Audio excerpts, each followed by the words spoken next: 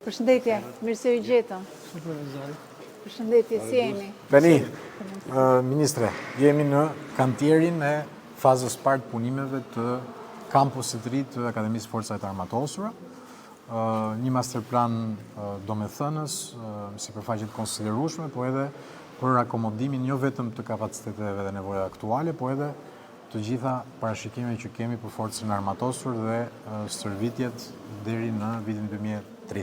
Është vetëm për klasat dhe programin akademik, apo edhe akomodim të studentëve? Është dhe për akomodim të studentëve. Faza e parë parashikon vetëm godinat e studimit, klasat, simulimin, bibliotekën, auditorët, dhe do kemi në fazën e dytë edhe elementet që lidhen me akomodimin, pra fjetin me jetesën, mensa, stadiumi. Mensa është përfshirë që në këtë fazë, por elementet sportive, elementet mbështetës dhe zgjerimi i kapaciteteve është faza e dytë. Një godin praktikisht prej 1700 metra shkatror, por 7500 metra katror sipërfaqe studimore. Gjithë hapësira do të jetë vetëm për fazën e parë. Fantastike. Kështu që jemi në kushte ku praktikisht 80% e punimeve të infrastrukturës kanë mbaruar dhe po merremi me arredimin dhe pjesën me auditor, me salla konferencash, biblioteka, përveç laboratorëve që janë tipik për programin e Akademisë Ushtarake. Praktikisht kemi një situatë ku kemi një numër shumë të madh aplikimesh çdo vit. Ky vit ka pasur një numër rekord, 1630 aplikime, vetëm për 80 vende, 80 kuota. Dhe është ndoshta institucioni arsimit të lartë që ka pasur rritjen më të madhe këto vitet e fundit. Dhe disproporcionin më të madh midis kërkesës edhe ofertës, kuotave që janë në dispozicion. Një format klase. Për të akomoduar rreth 100 zënës në maksimum, pavarësisht se do jenë grupe më të vogla. Ne synojmë të akomodojmë praktikisht sipas kalendarit që kemi, Ministre, në muajin shkurt praktikisht godina do jetë gati për të akomoduar bachelorët dhe masterët. Bëhet gati në shkurt? Bëhet gati në shkurt. Këto janë limitet që i kemi vendosur vetes dhe limite ushtarake, më duket. Limite ushtarake, duhet i kapim patjetër këto afate. Edhe me arredimin edhe pjesën e teknologjisë informacionit, sepse janë edhe këto element që do për teknologjik. Praktikisht është, përveç se është një investim fantastik edhe për një ndër degët tona të zhvillimit që po merr gjithmonë më shumë rëndësi, praktikisht në sfidat globale që jetojmë, uniformën ushtarake që na duket deri diku si e panevojshme ose në margjina, le të themi, të pjesës tjetër të jetës të vendit, sot vjen gjithmonë më shumë në kryefjalë të tavolinave ndërkombëtare, edhe për shkaqe të sigurisë, por edhe për, unë do thëj, është dhënë një lloj shëndeti në edukimin e të rinjve, sepse rezulton që të jetë i shëndetshëm edhe për thjesht individin. Por unë dua ta vë theksin në një tjetër element. Është një investim që i shtohet paketës së madhe të investimeve në sektorin e arsimit. Akademia Ushtarake, aq më tepër kur shikojmë që ka një kërkesë në rritje, që do duhet të përgatitemi me këto investime dhe për ta zgjeruar ofertën për këta të rinj, sepse nuk është thjesht akademi ushtarake e mirëfill, por është edhe me profesione të caktuara, siç janë inxhinierit apo siç janë ekonomia, të cilat shërbejnë në një farë mënyrë në kryqëzim të jetës civile me, le të themi, aktivitetin e forcave të armatosura. Dhe nga ana tjetër është një investim që shtohet portofolit të madh të investimeve në fushën e arsimit, e cila ndryshe nga të shkuptohet ose keq kuptohet, nuk është thjesht buxheti i Ministrisë së Arsimit. Portofoli që qeveria shqiptare investon në sektorin e arsimit është në fakt dhe Akademia Ushtarake, siç është dhe Shkolla e Magjistraturës, siç është dhe arsimi profesional, që sot apo Akademia e Sigurisë e kështu me radhë, apo investimet që bëjnë vetë bashkitë. Kjo është aula e madhe praktikisht, me një kapacitet rreth 250 vëndësh, ku është ideuar nga Universiteti Politeknik, praktikisht Fakulteti i Arkitekturës, në bashkëpunim me institutin tonë, dhe ka dhe projekti është konceptuar i përbashkët, dhe kemi një një pasqyrim edhe të historikut praktikisht, të elementeve të helmetave, elementet ndrysor dhe metalik që e lidhin me lëndën. Dhe këtu praktikisht është mobilizuar dhe puna më e madhe këto kohë, në mënyrë që siç e thash, jemi gati për të akomoduar në semestrin tjetër bachelorët dhe më pas dhe masterat.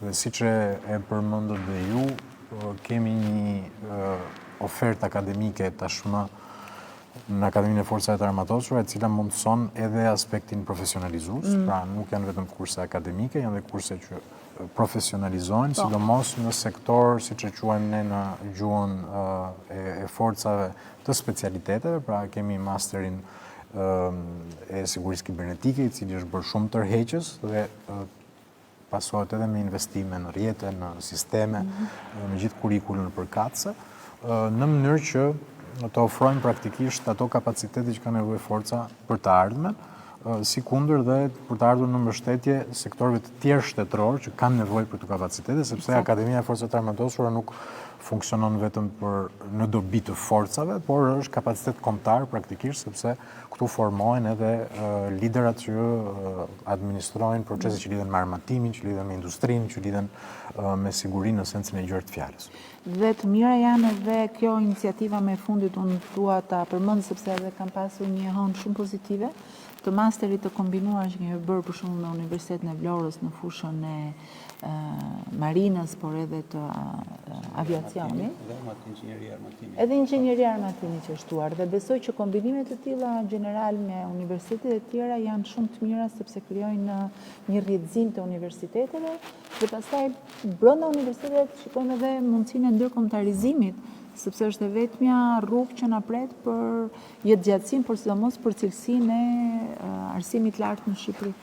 Po ju me kapacitetet që keni. Universiteti Politeknik na jep mundësinë që sikundër e bën për armatimin në Vlorë, për sa i përket elementet që lidhen me ndërlidhjen, telekomunikacionet, luftën elektronike dhe mbrojtjen e sigurinë kibernetike, sepse praktikisht është forcat e gjalla praktikisht në nivel kombëtar janë ke Politekniku aktualisht, aty është formimi më cilësor bazë, të mund të specializohen dhe të kemi atë kurrikulën e përbashkët që mund ta konkretizojmë, shpresoj në vitin që vjen.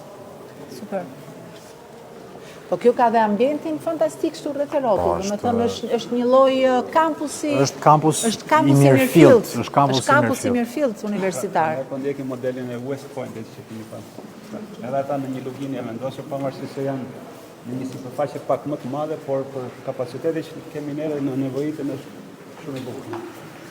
Është fantastike. Dhe unë shpresoj dhe besoj që cilësia e mjediseve duam të jep edhe dëshirën për ta ndjekur një shkollë të caktuar. Kemi pasur një rritje të mesatarës, që është e vërteta këtë vit, që na mundson gjithashtu që për specialitetet e inxhinierisë, të kibernetikës, realisht të kemi prurje shumë cilësore.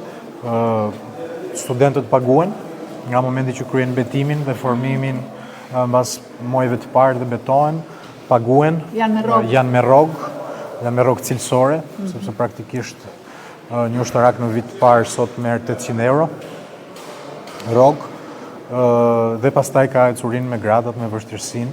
Dhe elementi dytë tërheqës ka të bëjë edhe me faktin që specializohen në akademi ushtarake shumë cilësore, në vende aleate të përzgjedhura, padyshim në Shtetet e Bashkuara, po edhe në Francë, Itali, Turqi, Greqi.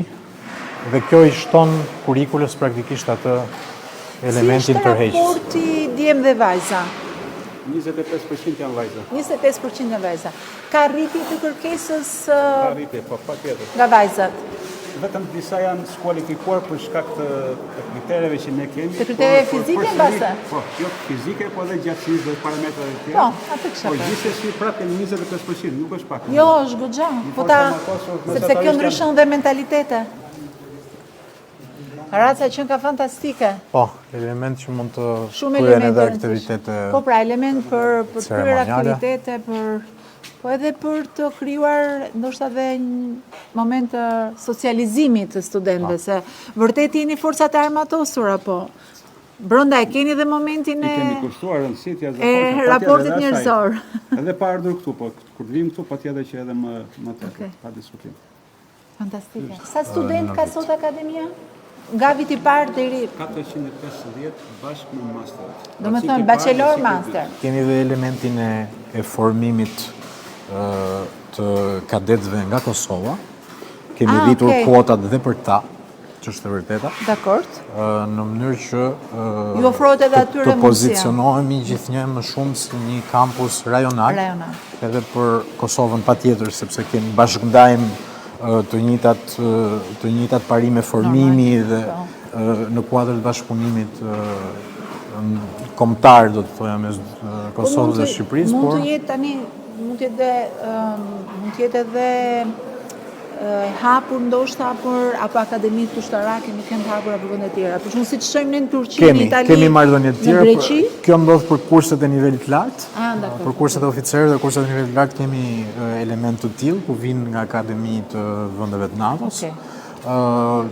Nga momenti që do finalizohet oferta akademike dhe infrastruktura përkatëse, qëllimi është që ky kampus praktikisht të kthehet në një shkollë rajonale. Eksakt, se ka që gjithë potencialin. ta zgjerojmë ofertën dhe jemi praktikisht në bisedime qoftë me palën amerikane, qoftë edhe me disa vende aleate të tjera, pikërisht që të funksionojë si një shkollë kadetësh rajonale.